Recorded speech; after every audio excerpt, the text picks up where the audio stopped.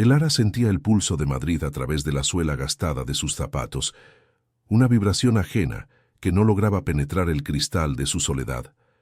A sus 24 años se movía por la ciudad como una acuarela desvaída, una figura casi transparente entre la multitud apresurada. El olor a asfalto mojado tras la llovizna de la tarde se mezclaba con el aroma dulzón de los castañeros, pero para ella todo era un ruido de fondo, una escenografía para una vida que sentía que no le pertenecía. Su mirada, a menudo perdida en los reflejos de los escaparates, no buscaba nada en concreto, solo constataba su propia ausencia en el bullicio de la existencia ajena. Era una cuidadora de almas rotas, en un geriátrico de la periferia, pero nadie parecía notar que la suya propia estaba llena de fisuras, un delicado mosaico de sueños aplazados y silencios autoimpuestos. Pero Elara no sabe que su destino está a punto de entrelazarse con el de un hombre que vive en una oscuridad literal, un encuentro que revelará un secreto capaz de destrozarlos a ambos. Quédate hasta el final para descubrir la verdad que lo cambiará todo. Y si te gustan las historias que te atrapan el corazón, suscríbete y déjanos un comentario con tus teorías. Nos encantaría leer lo que piensas sobre este comienzo. Su profesión era una extensión de su naturaleza, pero también una jaula. Con una delicadeza innata, cambiaba sábanas, administraba medicinas y sostenía manos temblorosas que se aferraban a ella como a un último ancla en el mundo. En los ojos vidriosos de los ancianos a los que cuidaba, Elara veía el eco de vidas vividas, de amores consumados y de batallas perdidas, un universo de experiencias que a ella le resultaba tan lejano como las estrellas. Estudiaba enfermería por las noches, con los párpados pesados y el alma encogida, no por vocación, sino por pragmatismo. El título era una promesa de estabilidad, un billete para seguir enviando dinero a casa, a ese pequeño pueblo asfixiante del que había huido para, paradójicamente, seguir encadenada a él a través de un deber invisible pero implacable. La voz de su madre al otro lado del teléfono siempre tenía el mismo tono, una mezcla de queja velada y expectativa económica. No preguntaba por sus sueños, sino por sus turnos. No se interesaba por su felicidad, sino por la fecha del próximo ingreso. Elara había crecido bajo la sombra de las deudas familiares, una nube tóxica que había marchitado cualquier brote de aspiración personal. Se había convertido en la solución silenciosa, la hija responsable que sacrificaba su juventud en el altar de las obligaciones. Cada euro que ahorraba, privándose de los pequeños placeres que la ciudad ofrecía, era un ladrillo más en el muro que la separaba de sí misma, de la chica que una vez quiso pintar el mundo y ahora solo se limitaba a limpiar sus heridas. En la intimidad de su minúscula habitación alquilada, la verdadera Elara respiraba. Allí, sobre un pequeño escritorio de madera barata, desplegaba su único tesoro, un estuche de acuarelas y un bloc de papel grueso. Sus pinceles no retrataban la grisura de Madrid, sino los campos dorados de su infancia, los cielos incendiados de los atardeceres en su pueblo, pero idealizados, teñidos de una nostalgia que dolía.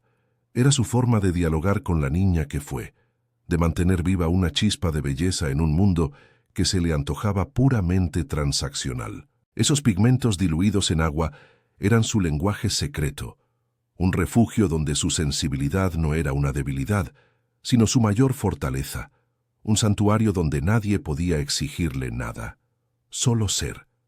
Su virginidad no era una bandera ni una carga, sino un jardín secreto que protegía con celo. No era el resultado de un trauma, sino de un romanticismo casi anacrónico, una defensa inconsciente contra la superficialidad. Anhelaba una conexión que trascendiera la piel, un encuentro de almas donde las palabras no dichas tuvieran más peso que los actos. Observaba a las parejas en los parques, sus gestos, sus risas, y sentía una punzada de extrañeza, como si estuviera contemplando un ritual para el que no tenía el código. Se negaba a entregar la llave de su cuerpo sin antes haber entregado la de su confianza más profunda. Un idealismo que, en la pragmática y veloz Madrid, la había condenado a un delicado pero persistente aislamiento emocional. El vacío no era un estruendo, sino un susurro constante. Era el silencio en su habitación cuando la música del vecino se apagaba, el espacio extra en el asiento del metro, la sensación de caminar dentro de una burbuja mientras la vida rugía a su alrededor. Se sentía como un fantasma en su propia historia, una espectadora de un guión escrito por otros. A veces, por la noche, se asomaba a la ventana y miraba las miles de luces de otros apartamentos, imaginando las vidas que contenían. Cenas, discusiones, abrazos, una corriente de humanidad de la que ella no formaba parte. Anhelaba, con una intensidad que la avergonzaba, un vínculo real, alguien que la viera de verdad, que mirara más allá de la eficiente cuidadora y descubriera los colores de sus acuarelas ocultas. Una tarde, mientras recogía sus cosas para marcharse del geriátrico, su móvil vibró con un correo electrónico de un remitente desconocido, una agencia de colocación de personal sanitario de élite. El mensaje era escueto y formal. Hablaban de un cliente de alto perfil, un tal Adrián Balbuena, que requería una cuidadora interna con disponibilidad inmediata. Mencionaban un contrato de confidencialidad férreo y una remuneración que le hizo releer la cifra 3 veces, con el corazón martilleándole en el pecho. La dirección correspondía a un ático en el barrio más exclusivo de la ciudad. Era una puerta a un mundo que ni siquiera se había atrevido a imaginar, una oportunidad que podría liberarla de sus cadenas económicas, pero un instinto profundo le advirtió que el precio a pagar podría ser mucho más alto que su simple trabajo. El correo electrónico brillaba en la pantalla de su móvil como un portal a otra dimensión, una promesa tan deslumbrante que parecía una estafa. Elara cerró la aplicación y miró a su alrededor, anclándose a la cruda realidad de su presente. Compartía un piso de 3 habitaciones con otras 2 chicas en un barrio obrero donde el ruido del tráfico nunca cesaba. Su cuarto era apenas un cubículo con una cama, un armario y el escritorio donde sus acuarelas dormían. El olor a fritanga del restaurante de abajo se colaba por la ventana mal aislada, mezclándose con la humedad persistente de las paredes. Esa oferta, con su cifra de ceros casi obscena y su dirección en el corazón dorado de Madrid, no pertenecía a este mundo de facturas compartidas y goteras en el techo. Era una fantasía peligrosa, un espejismo que podía hacerle olvidar que su lugar estaba allí, en la modestia y el sacrificio. El teléfono sonó, arrancándola de su ensoñación. Era su madre. La conversación siguió un guión tan conocido que Elara podría haber recitado sus líneas de memoria.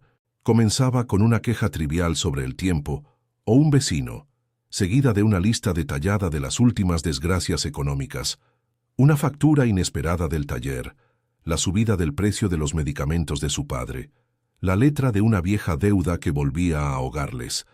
Cada palabra era un ladrillo más en su carga.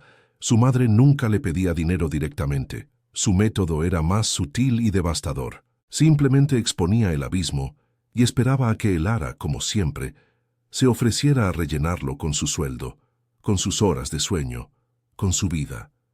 Colgó la llamada sintiéndose vacía, como una hucha a la que acababan de sacar la última moneda. El peso de esa responsabilidad la aplastaba. Había vendido su marcha a Madrid como una búsqueda de oportunidades, una forma de labrarse un futuro como enfermera. Pero la verdad, la que se confesaba en la soledad de la madrugada, era que había huido de la asfixia de su pueblo solo para convertirse en su esclava a distancia. Su libertad era una ilusión. Cada turno doble en el geriátrico, cada hora robada al sueño para estudiar farmacología, no era para construir sus propios cimientos, sino para apuntalar la estructura ruinosa de su hogar familiar. La gran ciudad, con sus promesas de anonimato y nuevos comienzos, se había convertido simplemente en un escenario más grande para su misma jaula, un lugar donde su sacrificio era más rentable, pero no menos doloroso. Se sentía como una pieza en un engranaje que otros habían diseñado para ella. Sus clases nocturnas en la Facultad de Enfermería eran un ejercicio de disociación. Se sentaba en las últimas filas, bajo la luz fluorescente que aplanaba los rostros y los colores, y tomaba apuntes con una caligrafía mecánica. Escuchaba hablar de patologías, de protocolos de urgencia, y de cuidados paliativos con una distancia profesional que la preocupaba. No sentía la vocación ardiente que veía en algunas de sus compañeras, esas chicas que hablaban de salvar vidas con un brillo en los ojos. Para Elara, la enfermería era un lenguaje de supervivencia, un conjunto de habilidades que le permitirían monetizar su empatía innata de la forma más eficiente posible. Era un camino pavimentado con pragmatismo, un sendero seguro que la alejaba cada vez más de los prados de colores inciertos que anhelaba pintar con sus acuarelas. El aislamiento era el compañero más fiel de su rutina. Mientras sus compañeras de piso y de clase hacían planes para el fin de semana, intercambiando risas y confidencias sobre citas y desamores, Elara inventaba excusas, un turno extra, un examen para el que debía estudiar. La verdad era que no podía permitirse ni el dinero ni la energía emocional para socializar. Se había acostumbrado a ser una observadora silenciosa, una figura periférica en las vidas de los demás. En la cafetería de la facultad se sentaba sola con su café, viendo a las parejas compartir secretos en susurros y a los grupos de amigos reír a carcajadas. Sentía una nostalgia por algo que nunca había tenido, una punzada de anhelo por una normalidad juvenil que le había sido negada, o que quizás ella misma se había negado por lealtad a un deber autoimpuesto. En las pocas conversaciones que mantenía con su madre sobre su futuro, el tema de encontrar un buen hombre siempre emergía, sutilmente disfrazado de preocupación maternal. Un hombre decente, trabajador, de buena familia. Para su madre, el matrimonio no era una cuestión de amor, sino una estrategia de seguridad, la solución definitiva a sus problemas económicos. Elara sentía una repulsión visceral ante esa idea. Era como si la estuvieran preparando para una transacción, puliendo el producto para obtener el mejor precio. Su romanticismo y su celosa protección de su virginidad eran, en parte, una rebelión silenciosa contra esa mentalidad. Se negaba a que su cuerpo o su corazón fueran la moneda de cambio para saldar las deudas de nadie, ni siquiera las de su propia familia. Su intimidad era el último territorio que le pertenecía por completo. De vuelta en la seguridad de su pequeña habitación, abrió su estuche de acuarelas. El simple acto de alinear los pinceles y mezclar los colores en la paleta era un ritual tranquilizador, una forma de reconectar con su esencia. Sobre el papel blanco no pintaba la silueta gris de los edificios de Madrid ni los rostros cansados que veía a diario. Pintaba la luz imposible de un amanecer sobre un campo de lavanda, el azul profundo de un mar que solo había visto en fotografías, el rostro de una niña con pecas que miraba al cielo sin miedo. Sus cuadros eran mapas de su mundo interior, un paisaje de anhelos y melancolías que nadie más conocía. Eran la prueba tangible de que dentro de la eficiente y responsable cuidadora aún sobrevivía una artista que se negaba a rendirse a la tiranía de la realidad. La decisión sobre la oferta de Adrián Balbuena la torturó durante 2 días. Era una encrucijada imposible. Por un lado, el dinero, una cantidad que podría liquidar las deudas de su familia de un plumazo, que podría comprarle la libertad de dejar sus estudios si quisiera, de dedicarse a pintar, de respirar por primera vez sin la soga de la obligación al cuello. Era la llave de su jaula. Pero por otro, el miedo. El contrato de confidencialidad era draconiano, el cliente un magnate invisible y poderoso, el entorno un mundo de lujo y poder donde ella sería una intrusa, una pieza insignificante y vulnerable.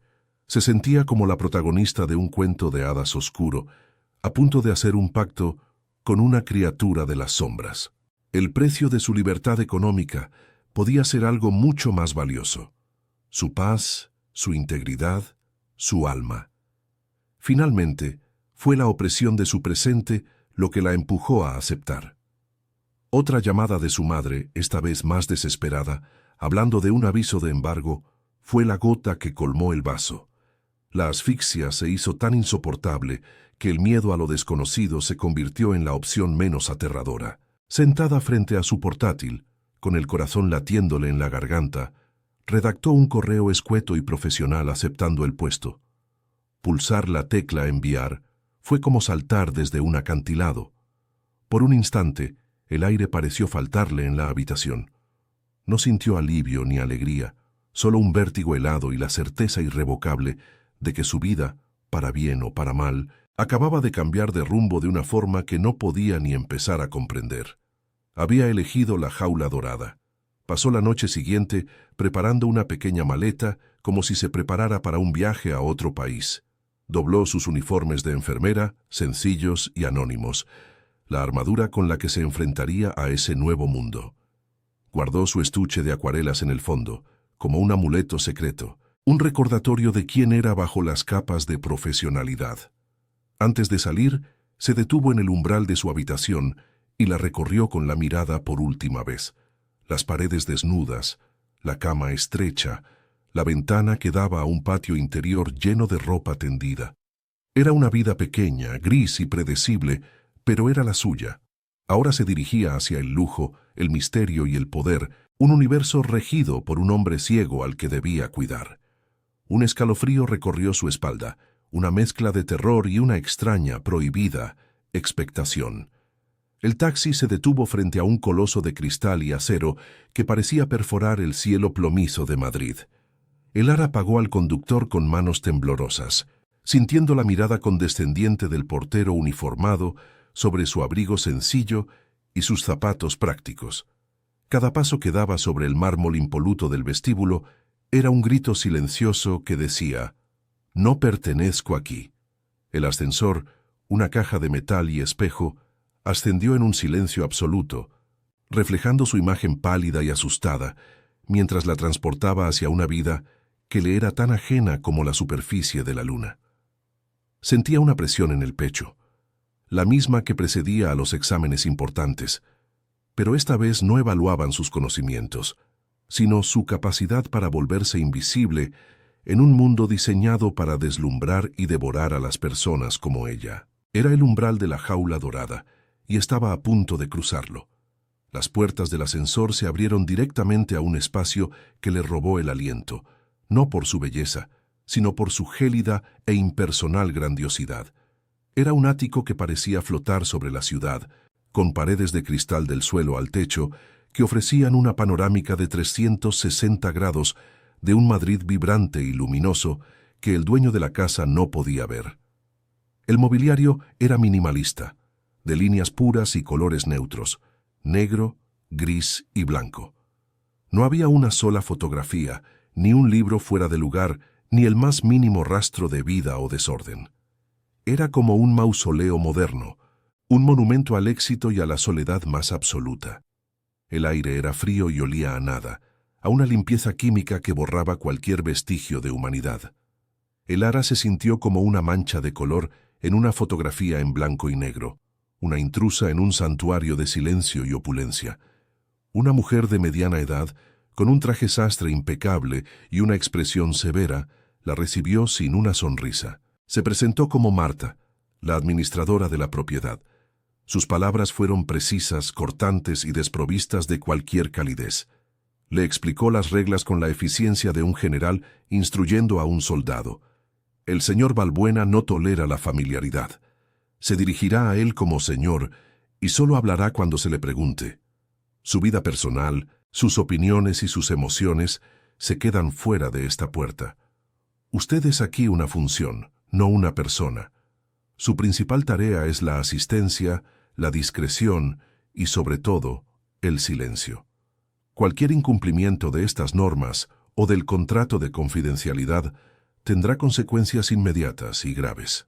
Cada frase era un eslabón más en la cadena invisible que ya sentía alrededor de su cuello, reforzando la idea de que había vendido mucho más que su tiempo.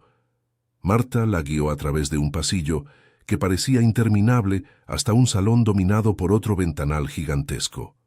Y allí estaba él. Adrián Balbuena se encontraba sentado en un sillón de cuero negro, de espaldas a ellos, mirando hacia la ciudad que solo existía en su memoria. Su silueta era imponente, incluso en reposo. Vestía un jersey de cachemira oscuro y unos pantalones a medida que denotaban una elegancia estudiada. Unas gafas de sol completamente opacas cubrían sus ojos, creando una barrera infranqueable. No se movió cuando entraron, No acusó recibo de su presencia. Era como una estatua de poder herido, una pantera enjaulada en su propio reino. Elara contuvo la respiración, sintiendo que el aire a su alrededor se había vuelto denso, cargado con la energía contenida de aquel hombre. Era la personificación del poder, pero también de una profunda y resonante ausencia. «Así que usted es la nueva», dijo de repente, sin volverse. Su voz era profunda, grave, con un filo de acero que cortó el silencio. No era una pregunta, sino una constatación teñida de desdén. «Marta me ha leído su currículum. Impresionante. 24 años y ya experta en cuidar de los despojos de la sociedad. Dígame, señorita».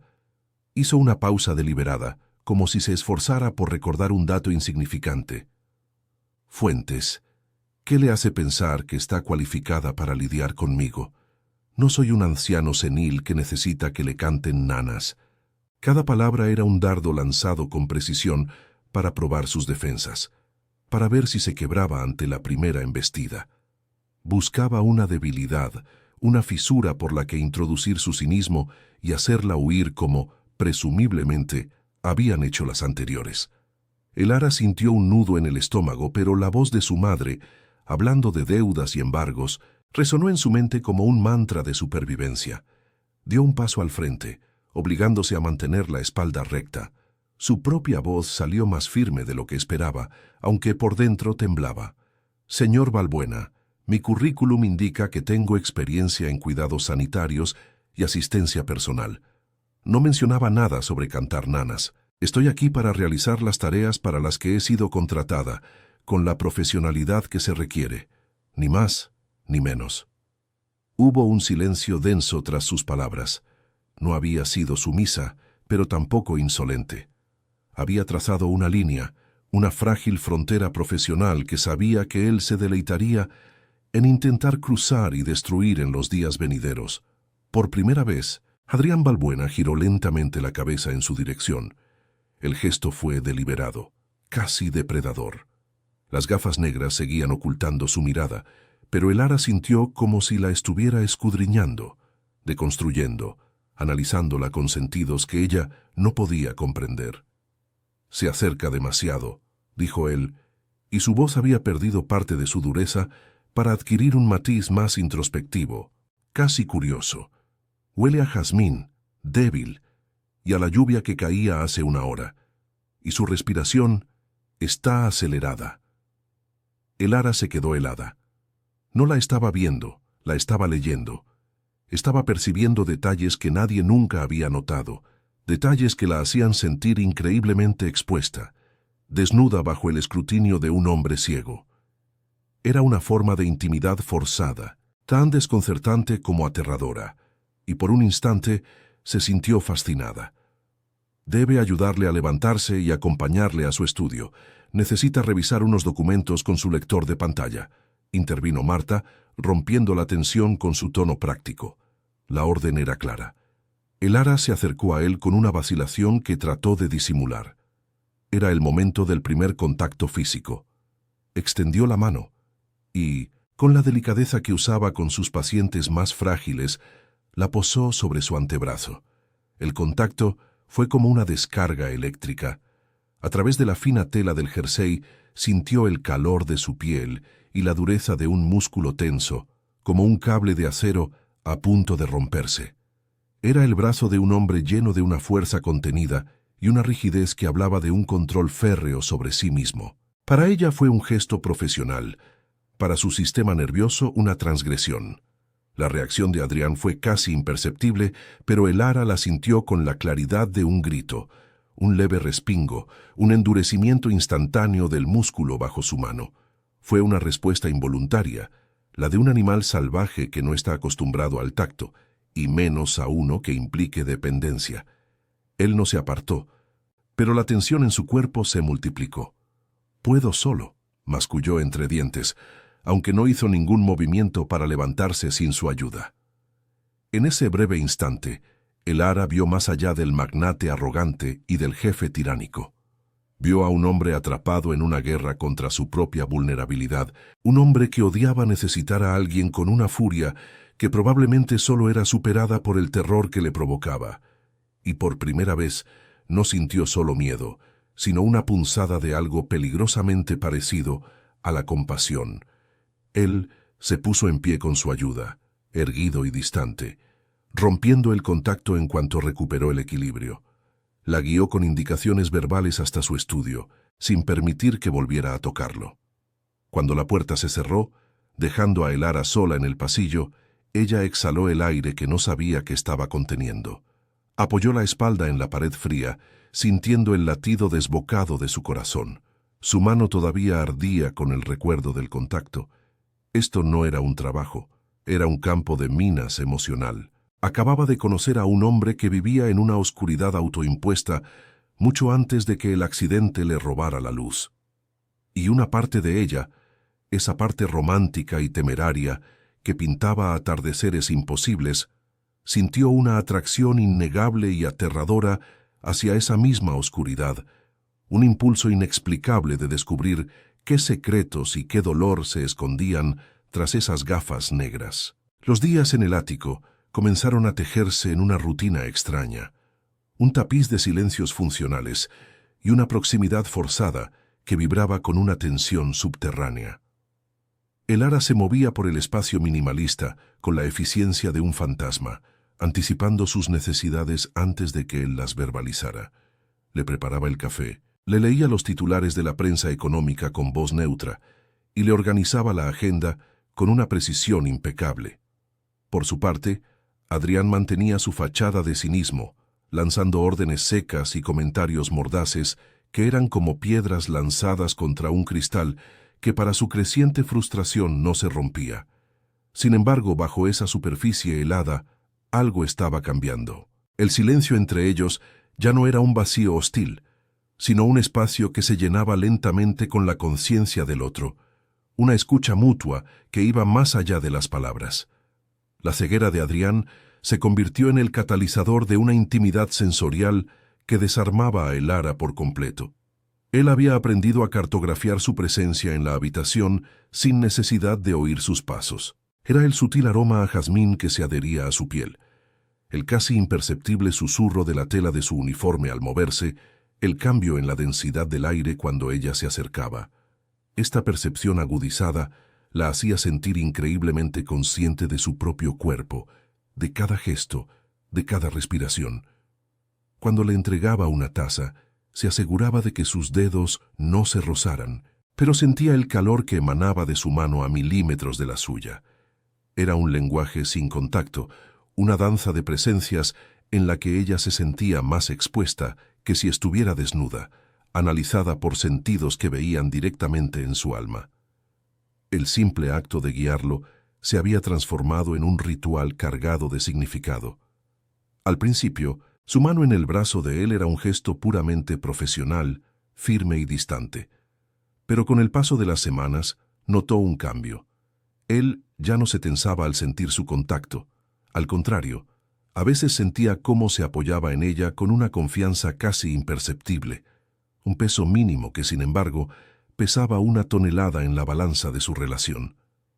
Ella, a su vez, había dejado de pensar en él como un objeto que debía ser movido del punto A al punto B. Sentía la textura de la cachemira bajo sus dedos, la solidez del músculo, el calor vital que fluía bajo la piel. Cada vez que lo tocaba, una corriente eléctrica recorría su brazo, un recordatorio prohibido de que aquel hombre herido era, ante todo, un hombre. Una tarde, mientras ella le leía un informe financiero en su estudio, él la interrumpió bruscamente. «Suficiente», dijo, su voz desprovista del habitual filo cortante. Se quitó los auriculares por los que escuchaba sus audiolibros y giró la cabeza hacia la ventana, como si pudiera ver el atardecer. «¿De qué color es el cielo, Elara?» La pregunta la tomó por sorpresa. No era una orden, no era una prueba. Sonaba genuinamente curioso, casi melancólico. Ella se acercó a la pared de cristal y miró la ciudad teñida por el sol poniente. Por primera vez, él le pedía que compartiera su mundo, que le prestara sus ojos. Se sintió como si le estuviera entregando la llave de su santuario secreto, el de la chica que pintaba con acuarelas, y supo que la respuesta que diera sería mucho más importante que cualquier informe de la bolsa. Dudó un instante, buscando las palabras. Podría haberle dado una respuesta simple, técnica, naranja y rosa, pero algo en la quietud de su postura, en la vulnerabilidad de esa pregunta, la impulsó a ofrecerle más. «Es un naranja quemado», comenzó, su voz más suave de lo habitual, como el que se queda en el fondo de una olla de mermelada, y se está disolviendo en un violeta profundo, casi como la tinta cuando cae en el agua. Hay algunas nubes, muy finas, que parecen pinceladas de oro. Adrián permaneció en silencio durante un largo rato, absorbiendo sus palabras. Cuando finalmente habló, su voz era un susurro ronco.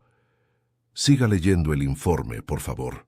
Pero el muro entre ellos se había agrietado, y a través de esa fisura, ella había vislumbrado al hombre que anhelaba la belleza que le había sido arrebatada. La dinámica entre ellos se volvió más compleja, un juego de avances y retrocesos. Había días en que Adrián parecía hacer un esfuerzo por conectar, preguntándole sobre el libro que leía en sus descansos o pidiéndole que le describiera a la gente que veían desde el ventanal. En esos momentos, Elara se permitía bajar la guardia, compartiendo pequeños fragmentos de sí misma, y sentía una conexión tan intensa que le asustaba. Pero inevitablemente, como si se asustara de su propia apertura, él se replegaba. Volvía la crueldad, los comentarios sarcásticos, un trato deliberadamente frío que la dejaba herida y confundida. Era una danza agotadora, un tira y afloja emocional que la mantenía en un estado constante de alerta, sin saber nunca a qué versión de Adrián se iba a enfrentar cada mañana, el prisionero o el carcelero. Elara comenzó a sentir algo que siempre había evitado con un celo casi religioso. El deseo no era un anhelo puramente físico, sino algo mucho más profundo y peligroso. Deseaba entender el mapa de cicatrices de su alma, deseaba ser la única que pudiera navegar por su oscuridad. El deseo se manifestaba en pequeños actos que la avergonzaban. Cuando le ayudaba a anudarse la corbata, sus dedos se demoraban más de lo necesario en la tela de seda, a milímetros de la piel cálida de su cuello. El aroma de su loción, una mezcla de sándalo y cítricos, se le quedaba impregnado en la ropa y la acompañaba hasta su solitaria habitación por la noche, torturándola. Se encontraba observando la curva de sus labios cuando dictaba un correo electrónico, imaginando una suavidad que contradecía la dureza de sus palabras. Estaba cayendo, y no había red de seguridad. Este naciente deseo la sumió en un profundo dilema moral. Cada noche, al volver a su modesto cuarto, la realidad la golpeaba con la fuerza de un puñetazo. Adrián Balbuena era su jefe, un hombre de un poder y una riqueza inimaginables, perteneciente a un universo del que ella era una simple empleada temporal. Su sueldo era la tabla de salvación de su familia, la única razón por la que estaba allí. Permitirse sentir algo por él era una imprudencia suicida, una traición a su deber y a la confianza que habían depositado en ella. Se sentía sucia, como una cazafortunas, aunque sabía que sus sentimientos no tenían nada que ver con el dinero. Eran una respuesta a la vulnerabilidad que él solo le mostraba a ella, un vínculo forjado en la oscuridad y el silencio que nadie más podía comprender. Intentó, con todas sus fuerzas, reconstruir la barrera profesional. Volvió a ser la señorita Fuentes, eficiente, impersonal y distante. Limitó sus conversaciones a lo estrictamente necesario, evitó su contacto físico siempre que fue posible y se obligó a no mirar más allá de la superficie. Pero era como intentar contener el mar con las manos. Adrián lo notó de inmediato. Su ceguera le había otorgado una sensibilidad casi animal para detectar los cambios en la atmósfera emocional a su alrededor. Una tarde, mientras le servía el té, él detuvo su mano en el aire. «¿A qué le tiene miedo, Elara?», preguntó en voz baja, usando su nombre de pila por primera vez, un arma de precisión que dio directamente en el blanco de su corazón. «Ha vuelto a levantar los muros. Creí que ya habíamos superado esa fase». Su percepción la dejó sin aliento y sin defensas. En ese instante supo que seguir fingiendo era inútil. Él la veía con más claridad que nadie que hubiera tenido ojos, y una oleada de empatía, tan poderosa que barrió con todo su miedo y su culpa, la inundó. Vio más allá del magnate, del jefe, del hombre herido. Vio su soledad, una soledad tan vasta y profunda como el océano, un eco magnificado de la suya propia, y se dio cuenta de que no solo lo deseaba, se preocupaba por él, se preocupaba por el hombre que luchaba cada segundo contra la jaula de su propia mente, el hombre que usaba el cinismo como un escudo para proteger un corazón que, sospechaba, era mucho más frágil de lo que aparentaba. Ese día dejó de luchar contra sus sentimientos y aceptó con un terror sordo que estaba irremediablemente implicada. La tensión alcanzó su punto álgido durante la rutina del baño, un momento que ambos solían abordar con una profesionalidad tensa y casi marcial. Aquella noche, sin embargo, el aire en el cuarto de baño, denso por el vapor, se sentía diferente, cargado de electricidad estática. El sonido del agua, los azulejos fríos bajo sus pies, el olor a jabón y piel limpia, todo contribuía a crear una atmósfera de una intimidad casi insoportable. Era el espacio de máxima vulnerabilidad para Adrián, el lugar donde no podía ocultar su dependencia de ella, y para Elara era la prueba de fuego definitiva para su autocontrol, una prueba que sentía que estaba a punto de suspender de forma catastrófica. Se movía con gestos mecánicos, intentando concentrarse en la tarea, pero cada roce de la esponja sobre su espalda era una caricia prohibida. Cuando terminó, le acercó una toalla grande y suave. Él la tomó, pero en lugar de secarse, se quedó inmóvil, con el agua goteando de su pelo y recorriendo los músculos definidos de su pecho. El silencio se estiró, pesado y denso, como el propio vapor. Elara esperó una orden, un comentario sarcástico, cualquier cosa que rompiera el hechizo.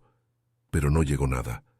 Se atrevió a levantar la vista y se encontró con su rostro vuelto hacia ella, las gafas oscuras abandonadas sobre el mármol del lavabo, sus ojos cerrados, una expresión de tormento y anhelo en sus facciones.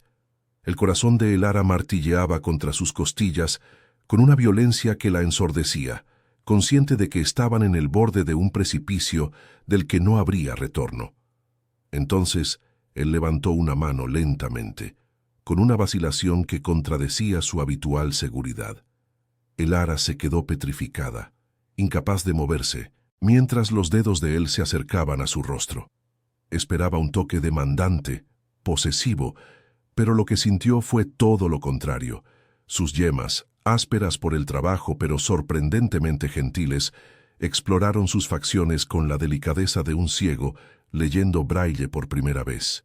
Trazaron la línea de su mandíbula, la curva de su pómulo, el arco de su ceja. Se detuvieron en su labio inferior, y el pulgar lo acarició con una suavidad reverente que le robó el aliento. No era un acto de seducción, era un acto de reconocimiento. En la oscuridad de su mundo, él la estaba viendo, la estaba memorizando, la estaba descubriendo de la única forma que podía. Elara cerró los ojos, entregándose a esa caricia que era más íntima que cualquier beso que hubiera podido imaginar. Una lágrima solitaria se deslizó por su mejilla y él la sintió con la punta de su dedo. El contacto pareció romper algo dentro de él. Su mano tembló y la dejó caer. Tenía miedo, susurró, y su voz estaba rota, despojada de toda su arrogancia. Era la voz de un hombre desnudo en su dolor. El día del accidente tenía miedo de olvidar su rostro, el de ella. La confesión cayó entre ellos con el peso de una lápida, un secreto enterrado que acababa de ser exhumado. No estaba hablando del deseo, sino de la pérdida. Había compartido con ella el núcleo de su tragedia, la fuente de toda su amargura, confiándole una herida que nadie más había visto. En ese instante, la barrera final entre ellos se desintegró, convertida en polvo por la fuerza de su confesión. Ya no era Elara Fuentes, la cuidadora eficiente, ni él era Adrián Balbuena, el magnate millonario. Eran solo un hombre y una mujer, suspendidos en un momento de vulnerabilidad tan absoluta que redefinía todo lo que había existido entre ellos hasta entonces. Él no le había pedido consuelo, solo le había entregado la verdad de su dolor. Y ella, con el corazón encogido de una compasión que era casi dolorosa, entendió que el vínculo que los unía era ya irrompible. Había cruzado la línea no por deseo, sino por una conexión anímica tan profunda que hacía palidecer todos sus miedos y sus principios. Cuando finalmente salieron del baño, envueltos en un silencio denso y frágil, nada era igual. El ara lo ayudó a vestirse en un estado de trance, sus manos moviéndose con una delicadeza que ahora no era profesional, sino personal. Cada gesto era una pregunta silenciosa, cada roce una respuesta. Se sentía como si hubiera envejecido 10 años en 10 minutos. La chica tímida que protegía su virginidad como un tesoro había desaparecido, reemplazada por una mujer que acababa de vislumbrar las profundidades del alma de un hombre y no se había asustado.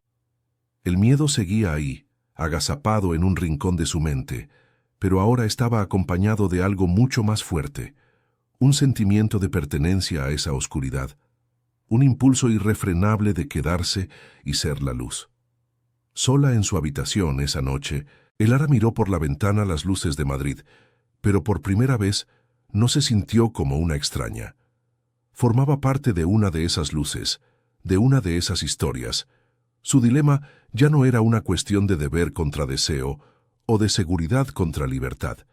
Se había vuelto mucho más elemental y aterrador. Abandonarlo ahora, después de que él le hubiera mostrado su herida más profunda, se sentía como un acto de una crueldad inimaginable, como arrancarle una venda a un moribundo. Pero quedarse significaba adentrarse voluntariamente en el corazón de su tormenta, sabiendo que podría destruirla. La elección ya no era sobre proteger su cuerpo o su futuro, sino sobre si tenía el valor de arriesgar su alma por un hombre que vivía en la noche perpetua.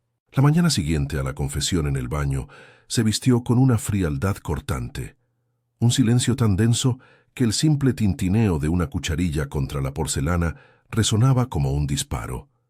Adrián había reconstruido sus murallas durante la noche y ahora eran más altas e inexpugnables que nunca. Se movía por el ático con una rigidez calculada, dictando órdenes con un tono gélido que borraba cualquier vestigio de la intimidad compartida. El ara sentía cada palabra como un latigazo, un castigo por haber presenciado su momento de máxima debilidad. Él la estaba expulsando de su alma de la única forma que sabía, con una crueldad metódica y distante. Ella, por su parte, se aferraba a una profesionalidad frágil, sintiendo cómo el recuerdo de sus dedos en su rostro y su voz rota la quemaban por dentro, una brasa oculta bajo su uniforme impecable. La estocada final llegó a media tarde, disfrazada de una nimiedad. Un documento mal archivado, una llamada que, según él, ella no había gestionado con la suficiente celeridad. Fue un pretexto tan transparente que resultó aún más hiriente. Se detuvo en mitad del salón y, sin volverse hacia ella, pronunció la sentencia. Esto no está funcionando. Su presencia se ha vuelto ineficiente. Marta le preparará el finiquito. Puede recoger sus cosas y marcharse de inmediato. Las palabras, desprovistas de cualquier emoción, cayeron sobre el ara con el peso de una losa. No hubo gritos, no hubo discusión. Solo el veredicto helado de un hombre aterrorizado por su propia vulnerabilidad. Un hombre que prefería amputar una parte de sí mismo antes que arriesgarse a sentir de nuevo. Era la expulsión definitiva, un acto de autopreservación tan brutal como cobarde. El ara abandonó el ático en un estado de shock anestésico. Recogió sus pocas pertenencias de la habitación de servicio, aceptó el sobre que Marta le entregó con una expresión indescifrable y recorrió por última vez los pasillos silenciosos que se habían convertido en su mundo. El ascensor descendió, devolviéndola a la realidad con una suavidad que contrastaba con la violencia de su despido. Una vez en la calle, el ruido de Madrid la asaltó como un idioma extranjero que ya no comprendía. Abrió el sobre. Dentro había un cheque con una cantidad que le hizo temblar las rodillas, suficiente para saldar todas las deudas de su familia y empezar de cero 10 veces. Era la libertad por la que había sacrificado tanto, la jaula dorada abierta de par en par. Pero en lugar de alivio, sintió un vacío tan inmenso que amenazaba con devorarla por completo. De vuelta en su minúscula habitación, el cheque sobre la cama parecía burlarse de ella, un trozo de papel que representaba la solución a todos sus problemas materiales y la causa de su absoluta miseria espiritual. La voz de su madre, preocupada por las facturas, resonaba en su cabeza como un eco lejano. Podía hacer la transferencia, podía llamar y decir, «Se acabó, estamos a salvo». Pero la imagen que se superponía a todo era la de Adrián, solo en su oscuridad, habiéndola alejado por miedo a la luz que ella, sin querer, había empezado a proyectar en su vida. Dejarlo así, abandonarlo a sus fantasmas después de que le hubiera confiado su herida más profunda, se sentía como una traición no hacia él, sino hacia la parte más verdadera y valiente de sí misma. Se dio cuenta de que el dinero ya no importaba. Una tormenta furiosa se desató sobre la ciudad, con relámpagos que rasgaban el cielo y truenos que hacían vibrar los cristales de su ventana. El caos exterior era un reflejo perfecto de su alma. Miró el cheque, luego su estuche de acuarelas. En un instante de claridad cegadora, entendió que su verdadera virginidad no era la física, sino la del corazón, esa parte de ella que nunca se había atrevido a arriesgar por nada ni por nadie. Y por primera vez supo por quién quería perderla. Con un gesto decidido, tomó el cheque y lo rasgó en 2, y luego en 4, hasta que fue solo un puñado de confeti inútil. No volvería al ático como la señorita Fuentes, la cuidadora. Volvería como el Ara, sin uniforme, sin contrato, sin miedo. Era el acto de transgresión definitivo. Elegir el corazón por encima del deber. Llegó al edificio empapada, con el pelo pegado a la cara y la ropa chorreando, una figura salvaje y decidida que contrastaba con la opulencia serena del vestíbulo. El portero la miró con asombro, pero ella pasó a su lado sin detenerse, usando la tarjeta de acceso de emergencia que Adrián aún no había desactivado. El ascensor la subió en un silencio expectante. Las puertas se abrieron a un ático, sumido en una penumbra casi total, solo iluminado por los destellos intermitentes de los relámpagos que se colaban por los inmensos ventanales. El aire estaba cargado de una quietud ominosa, la calma que precede a la destrucción. Lo llamó por su nombre, pero solo el eco de un trueno le respondió. Un escalofrío de pavor recorrió su espalda, pero la certeza de su propósito la empujó a seguir adelante. Lo encontró en el estudio, sentado en su sillón de cuero, de cara a la ventana que mostraba la furia de la tormenta. Estaba inmóvil, pero no era una quietud pacífica, era la rigidez del terror. Con cada relámpago que iluminaba la estancia, su cuerpo se crispaba en un espasmo contenido. No estaba viendo la tormenta, la estaba reviviendo. El Ara comprendió con una claridad desgarradora que el sonido de la lluvia torrencial, el estruendo de los truenos, lo habían transportado de vuelta a la noche del accidente, al amasijo de hierros y al olor a asfalto mojado y a muerte. Estaba atrapado en un ataque de pánico, ahogándose en un recuerdo del que no podía escapar porque vivía permanentemente en la misma oscuridad de aquella noche. Su vulnerabilidad era total, absoluta. Sin hacer ruido, se acercó y se arrodilló a su lado en el suelo. No lo tocó. Solo esperó a que un relámpago iluminara su rostro para que él pudiera sentir su presencia de alguna manera. Adrián, susurró, y su nombre fue un ancla en mitad de su infierno personal. Él dio un respingo violento, girando la cabeza bruscamente hacia ella, con los ojos cerrados con fuerza. El Ara, su voz era apenas un hilo, roto por el pánico.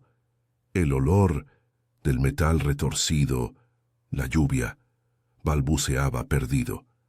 «Estoy aquí», dijo ella, su voz firme y suave a la vez. «No estás allí, estás aquí, conmigo».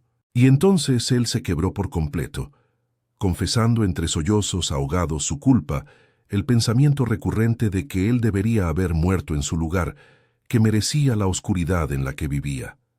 En ese momento, todo el deseo, toda la compasión y todo el amor reprimido que sentía por él, cristalizaron en un único gesto. tomó el rostro de Adrián entre sus manos, sintiendo la humedad de sus lágrimas y el temblor de su mandíbula. Era una inversión de su caricia en el baño. Ahora era ella quien lo veía, quien lo anclaba a la realidad. Él se inclinó hacia su tacto como un hombre sediento que encuentra agua, una rendición total. Y entonces lo besó. No fue un beso tierno ni romántico. Fue un beso desesperado, urgente, un choque de bocas que sabía a lluvia, a sal y a una necesidad tan profunda que dolía. Fue un acto de catarsis, un intento de besar sus heridas, de absorber su dolor y de gritarle, sin palabras, que no estaba solo.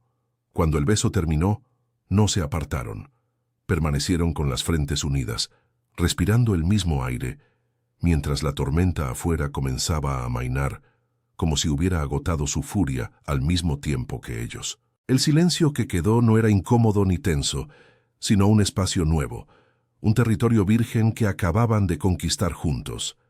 En el suelo de aquel ático, empapada y temblando, Elara ya no era la cuidadora virgen, y él, con el rostro hundido en el hueco de su cuello, ya no era el millonario ciego. Eran dos supervivientes que acababan de encontrar un refugio en el otro. La transgresión se había consumado, y en sus ruinas, algo nuevo y terriblemente frágil acababa de nacer, cambiando el curso de sus vidas para siempre. El alba que siguió a la tormenta no trajo consigo la calma, sino una quietud frágil y cargada de electricidad, como el aire que precede a un segundo relámpago. La intimidad cruda de la noche anterior se había evaporado, dejando en su lugar un campo de minas de silencios y miradas no sostenidas. Adrián se había revestido con una armadura de frialdad aún más impenetrable que la anterior. Ya no era la coraza del cinismo, sino la del pánico y la vergüenza.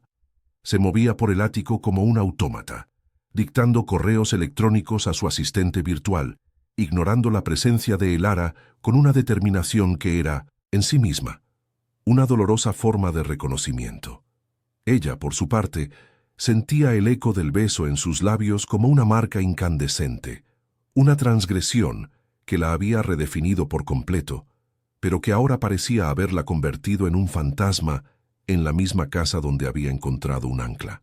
El rechazo de Adrián no era verbal, sino físico y atmosférico. Se aseguraba de que no hubiera necesidad de que ella lo guiara, anticipando sus propios movimientos con una precisión casi suicida, rozando los muebles con una familiaridad forzada. Si sus manos se acercaban, él se apartaba con un movimiento brusco, casi un respingo de dolor, como si el recuerdo de su contacto le quemara la piel. Elara comprendió que no la culpaba a ella, se culpaba a sí mismo, se castigaba por haberse permitido ser vulnerable, por haber dejado que una empleada, una extraña, se adentrara en las ruinas de su alma y viera al monstruo que él creía ser. Cada gesto de distancia era un acto de autoflagelación, un intento desesperado por borrar la conexión que los había unido en la oscuridad, y para Elara, cada uno de esos gestos era como un pequeño corte en el corazón. Atrapada en ese limbo gélido, Elara se debatía en un mar de contradicciones. La chica que había protegido su virginidad con tanto celo se había entregado en un beso que no tenía nada de romántico y todo de salvaje y necesario. No sentía arrepentimiento, y eso era lo que más la aterraba.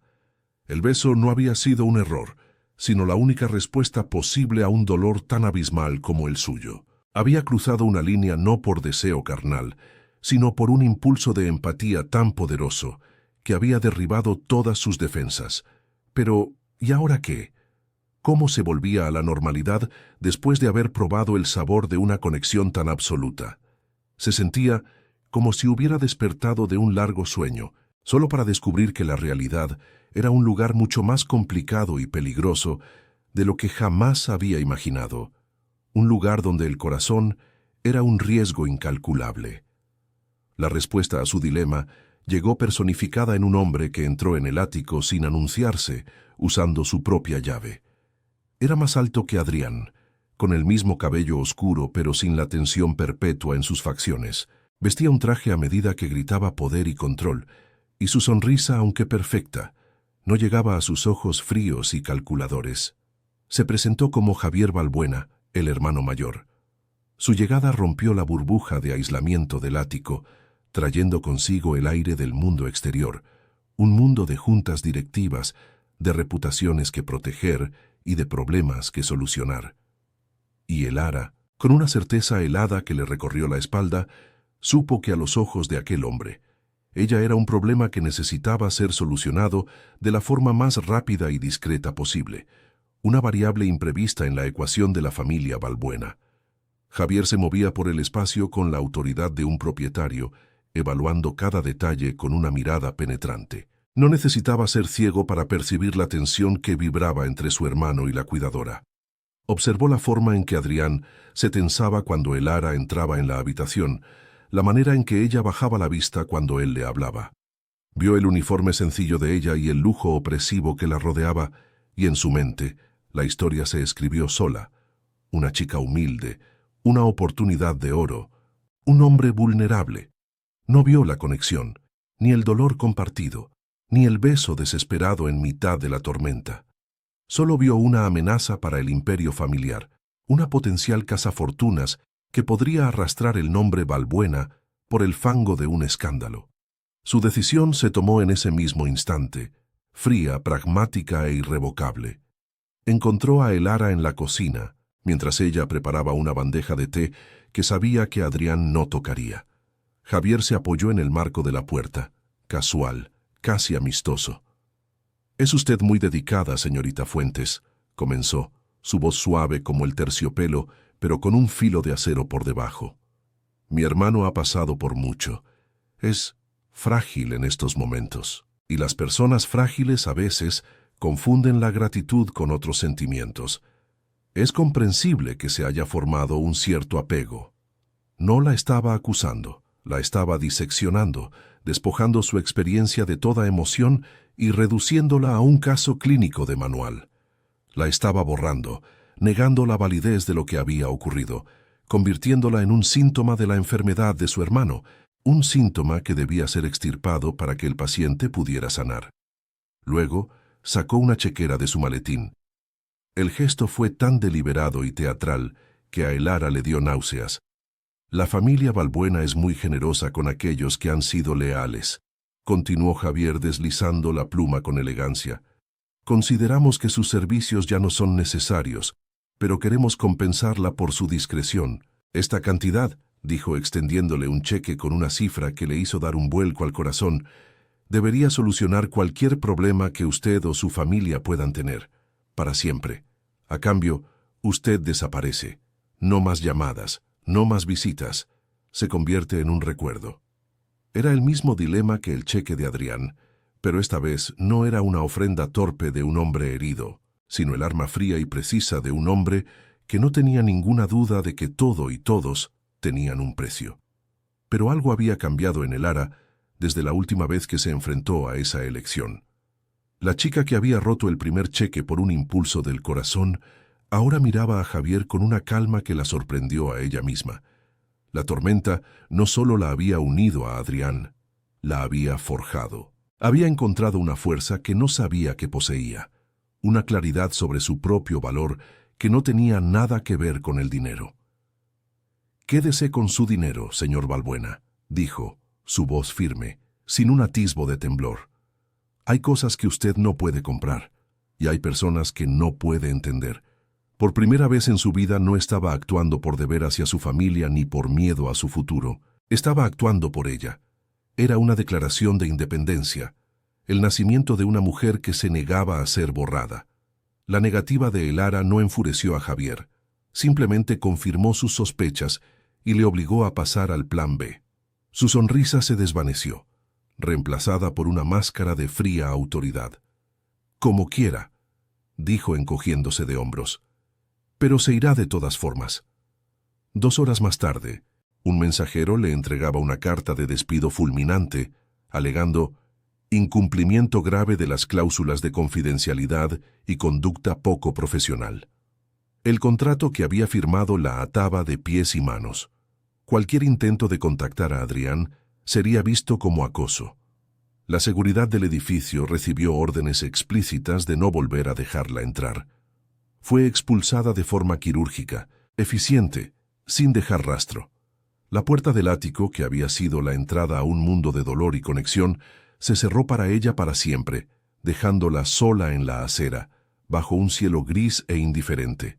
Separados, el silencio que ambos habían compartido se convirtió en un abismo que los devoraba individualmente.